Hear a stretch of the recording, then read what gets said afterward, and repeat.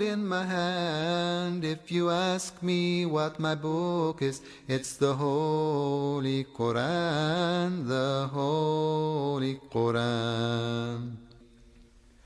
If you ask me who my God is, on whose name I call, if you ask me who my God is, He's the God of us all, Allah the Merciful. If you ask me what my book is that I hold in my hand, if you ask me what my book is, it's the Holy Quran, the Holy Quran. Assalamu alaikum wa rahmatullahi wa barakatuh. Welcome back to our next segment. I'm still here with our guest, Mr. Isaac Ali, and we're continuing our discussion with regards to generally asked questions by non-Muslims with regards to the belief system of Islam and what Islam is. I believe they call you Sheikh, so can I call you Sheikh? Yeah. Yes. So, based on what you have told me before, can you say the belief of what Jesus is what differentiates Christianity and Islam, or there's more to it, or that's the only difference between Islam and Christianity? There are other differences between Islam and Christianity, but the main one, because this is the core belief, because the issue here now is about what are we worshipping.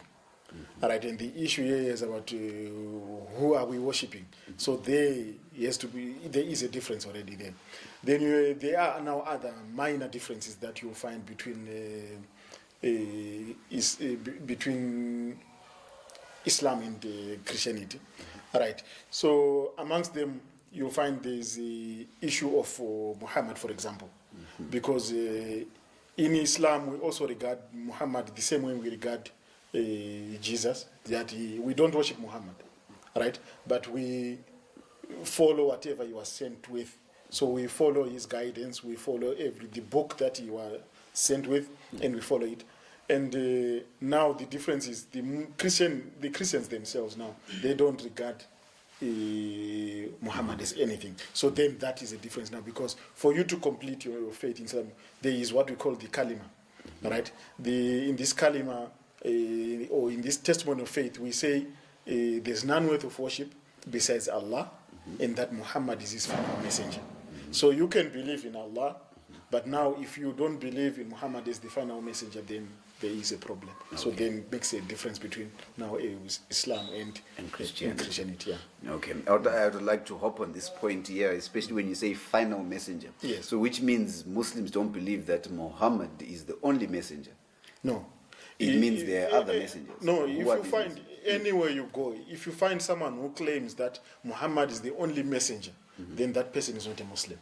Because we believe from the first messenger, right from Adam, to Noah and Moses, Abraham, Jonah, and all those prophets sent by God, we believe in them, right? We believe in them as messengers of God and as prophets of God, but we don't worship them, right? And the last of them all is Muhammad, peace be upon him.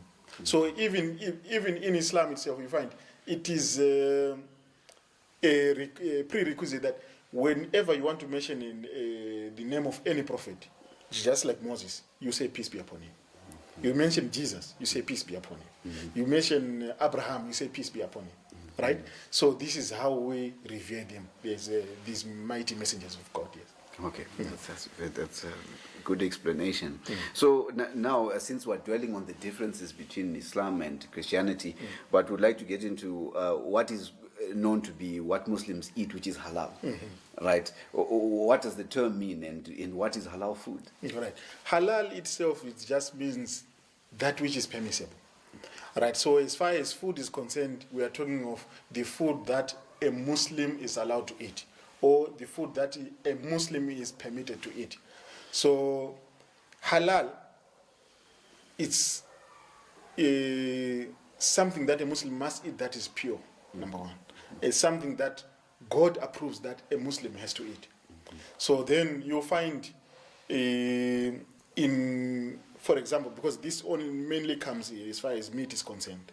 All right. So then you'll find it is the meat or an animal that has been slaughtered in the name of Allah. This is what makes it halal. So meaning an animal that dies by itself, a Muslim is not allowed to eat. Right? An animal that is slaughtered in any name other than Allah, right? Whether wanaruta zikupira or any other thing, as long as another name is mentioned when is slaughtering that animal, then that animal, a Muslim is not allowed to eat that animal. For example, if an animal is slaughtered because of some religious or something that is got nothing to do with Islam, maybe for ancestral purposes, yes, that is not halal. That is not halal. It is not allowed. Actually, it is called haram, prohibited for one to eat. Right. But then, however, we need to realize also that there are some other animals that you don't have even, whether you slaughter them, you don't slaughter them, they are regarded as prohibited. For example, pork. Right, that is haram itself. Whether you like it or not, or whether you invite a sheikh like me to slaughter it and all, it is not. It is just prohibited because it is mentioned in the Quran that this animal you cannot eat. But to answer your question directly, halal is that food that a Muslim is permitted to eat, right, and the opposite of it is haram. Yes. That's a very good explanation of that. In fact, if anything, it clarifies issues for me. Yes. We will be back after a short break and we'll continue our segment. If you ask me who my God is, on whose name I call, if you ask me who my God is, He's the God